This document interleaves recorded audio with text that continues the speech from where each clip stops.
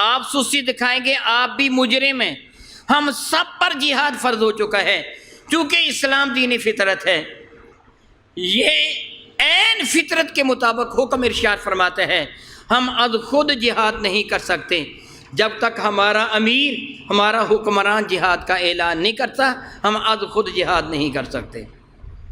پوری تاریخ اسلام میں میرے اور آپ کے کریم آقا حضور نبی مسلم رحمت عالم صلی اللہ علیہ وسلم کے ظاہری حیات مبارکہ کو سنہری دور سے لے کر خلفائے راشدین اور بعد میں سلطنت اسلامیہ کے تحت، خواہ وہ بنو امیہ کی سلطنت ہو، بنو فاطمہ کی ہو، بنو عباس کی سلطنت ہو، آپ کو کہیں بھی تاریخ اسلام میں یہ نہیں ملے گا کہ کسی مسلمان ملک کے ایک فرد نے، ایک وفد نے، ایک جماعت نے، ایک ٹولے نے تو جہاد کیا ہو مگر وہ کسی ملک کا نہ ہو، یعنی کسی ملک کے حکمران نے حکم نہ دیا ہو۔ میرے نبی نے جہاد کے لیے ایمان والوں کو روانہ کیا، اس کو سریہ کہتے ہیں۔ سریہ جہادی دستے کو، اس دستے کو کہتے ہیں جس پہ میرے نبی آج خود تشریف فرمانا ہوں، صحابہ کو حکم دیں، جس میں خود تشریف فرما، اس کو غزوہ کہتے ہیں۔ خود تشریف فرمان ہو تو سریہ کہتے ہیں۔ مگر وہ سارے سرایا، وہ وفد، وہ جہادی دستے میرے نبی نے بھیجے تھے، آج خود کوئی نہیں گیا۔ کہ آج خود کوئی گیا ہو، جا کے لڑائی کر کے آ گیا ہو، نہیں گیا، اس کی اجازت ہی نہیں تھی۔ خلفائے راشدین کے زمانہ میں حضرت سیدنا صدیق اکبر سے لے کے سیدنا علی المرتضیٰ کرم اللہ وجہہ تک کوئی بھی ایک ایسا بھی واقعہ آپ کو نہ ملے گا کہ مسلمان بادشاہ نے، سربراہ مملکت نے، خلیفہ وقت نے جہاد کا اعلان نہ کیا ہو، کچھ لوگ گئے ہوں، کسی کے خلاف جہاد کر کے آ گئے ہوں، نہیں اجازت دی، نہ بعد میں ایسی اجازت دی۔ اجازت کب ہے؟ سلطان وقت اعلان کرے گا اور اس کے حکم کے تحت جہاد ہر پر فرض ہوگا، اور وہ سلطان وقت کی آواز پر لبیک کہے گا اور جہاد فرض ہو جائے گا۔ اس وقت جہاد پوری دنیا پر فرض ہو چکا ہے۔ میں اپنی طرف سے نہیں کہہ رہا، میری جرت نہیں ہے کہ میں کوئی حکم نافذ کروں۔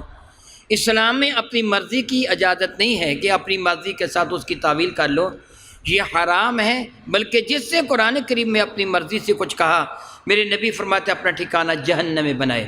سنیے، میں آپ کو قرآن مجید فرقان حمید سورۃ النساء کی 74 نمبر آیت بارکہ کا ترجمہ آپ کو سناتا ہوں۔ میں اس لیے بتا رہا ہوں، یہ 74 اور 75 نمبر آیات بارکہ کے تحت میں کچھ عرض کروں گا، 76 نمبر بھی۔ یہ 3 آیات بارکہ سورۃ النساء ہے۔ کون سی سورت ہے؟ 5واں پارہ ہے۔ آیات بارکہ 74، 75 اور 76۔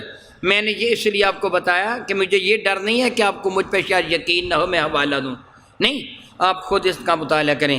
میں آپ کے سامنے ان کا ترجمہ عرض کرتا ہوں۔ میرے نبی ارشاد فرماتے ہیں کہ جہاد کرو۔ کیا فرماتے ہیں؟ جہاد کرو۔ بلکہ یہاں تک ارشاد گرامی قدر فرمایا کہ جس کے دل میں، جس نے جہاد نہیں کیا یا اس کے دل میں کبھی جہاد کا جذبہ پیدا نہیں ہوا، وہ منافقت کی قسموں میں سے کس پر مرا؟ وہ منافق مرا ہے، ایمان والا نہیں ہے۔ یہ کیسے ہو سکتا ہے کہ تیرے دل میں اللہ اور اس کے رسول کی محبت ہو اور اللہ اور اس کے رسول کی ذات کی خاطر جان قربان کرنے کا جذبہ تیرے دل میں پیدا نہ ہو؟ کافروں کے ساتھ وہ جہاد نہ کرے، یہ کبھی جذبہ پیدا نہ ہو، یہ کیسے ہو سکتا ہے؟ اللہ تعالیٰ ارشاد فرماتا ہے، سنیے، فرماتا ہے فَلْيُقَاتِلْ فِي سَبِيلِ اللَّهِ، بس چاہیے ایمان والوں کو کہ اللہ تعالیٰ کی راہ میں لڑائی کریں۔ الَّذِينَ يَشْتَرُونَ الْحَيَاةَ الدُّنْيَا بِالْآخِرَةِ، ان لوگوں کے خلاف کہ جنہوں نے دنیا کی زندگی کو آخرت کی زندگی میں کے مقابلہ میں اپنا رکھا ہے، خرید رکھا ہے، جنہوں نے بیچ دیا اپنی زندگی آخرت کی کو دنیا کی زندگی کے مقابلے میں، یعنی وہ کافر۔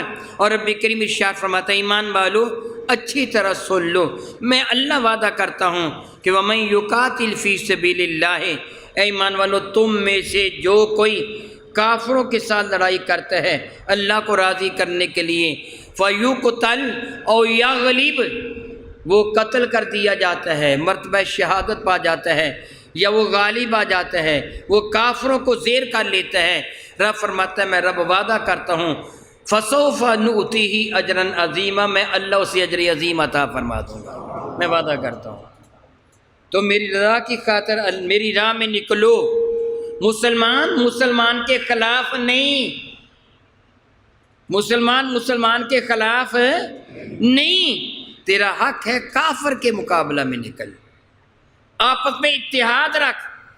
اشداء علی الکفار رحماء بینہم، تم آپس میں ایک دوسرے سے پیار کرنے والے ہو، کافروں کے مقابلہ میں نکلو۔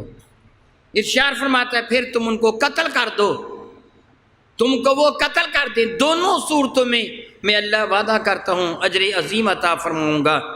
اور اب جس کی بنا پر میں نے کہا جہاد فرض ہو چکا ہے، سن لیجئے، سورہ نساء آیہ بارکہ نمبر 75 ہے۔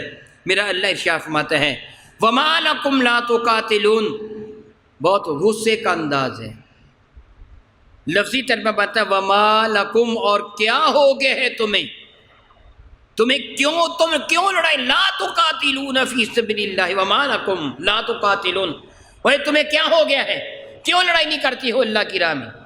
اللہ تعالیٰ جل وعلا کا یہ انداز اس کے غصے کو ظاہر فرما رہا ہے، اور یہی انداز اس جہاد کی فرضیت کو ثابت کر رہا ہے کہ اللہ تعالیٰ ناراض ہو کے فرما رہا ہے وما لکم لا تقاتلون فی سبیل اللہ، اور تمہیں کیا ہو گیا ہے، کیوں اللہ تعالیٰ کی راہ میں لڑائی کرنے کے لیے نہیں نکلتے ہو، کیوں نہیں نکلتے ہو، کیا سبب ہے تمہارے پاس، کیوں نہیں نکلتے ہو۔